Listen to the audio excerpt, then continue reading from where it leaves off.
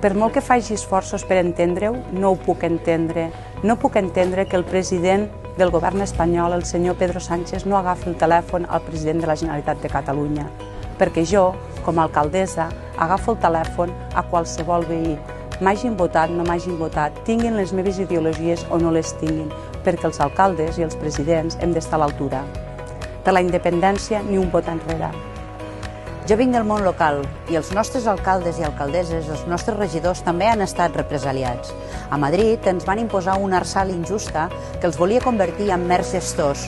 Nosaltres estem al costat dels nostres alcaldes i alcaldesses.